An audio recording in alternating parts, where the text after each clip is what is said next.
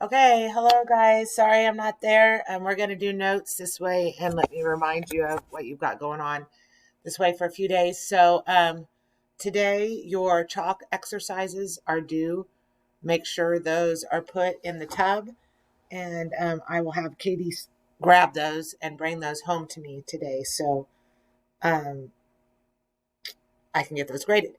So then your new sketchbook exercise, which is due next Tuesday, so that would be the 25th.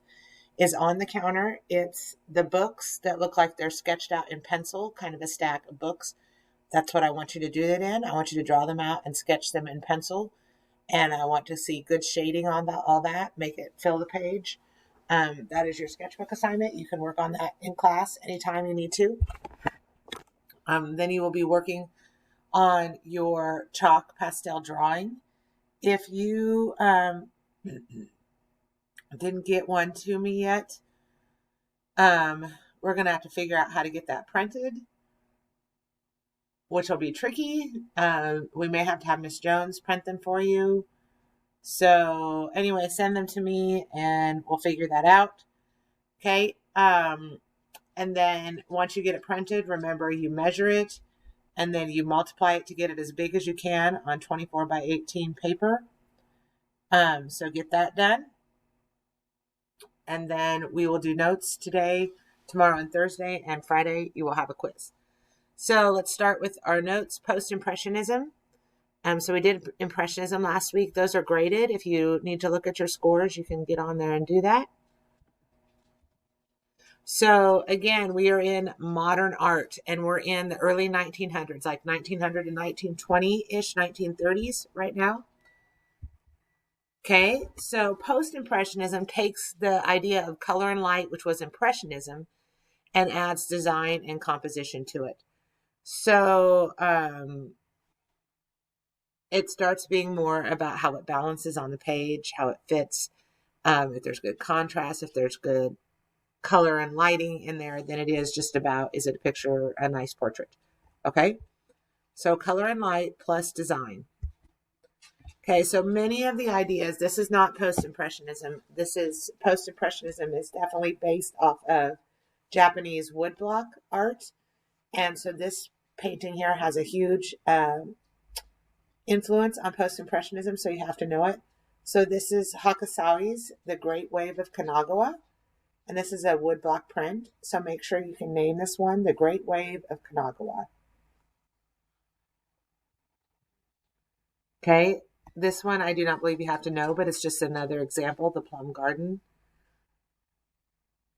Especially like in Van Gogh's pieces, you'll see a definite influence in his stuff from Japanese woodblocks. Okay, so this is Toulouse-Lautrec. So Henri is how you say his name, de Toulouse-Lautrec. He's French. He was from a noble family, a wealthy family. When he was 14, he broke both of his legs, and then they didn't grow anymore, so he was very short. So in this picture, hopefully you can see my cursor, this man right here is Toulouse-Lautrec himself. So he's not sitting, he's just that much shorter than everyone else. And because he couldn't participate in the family's normal activities, he learned how to paint. He became an artist. And he painted scenes from his own life. So basically, his social life, which was the Paris nightlife, brothels, and Paris shows, which is what Paris was known for in the 20s and 30s.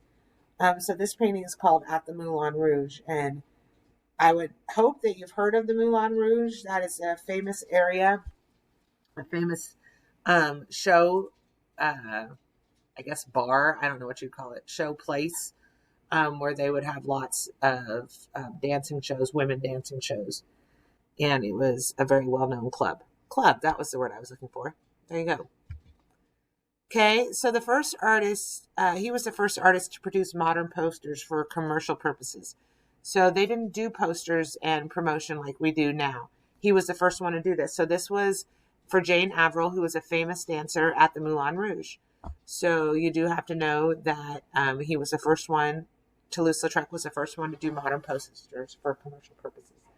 And he died at the age of 37 from alcoholism and syphilis. So let that be a moral lesson to you that bad lifestyle leads to bad choices, lead to bad consequences. So that was a consequence for the life he lived.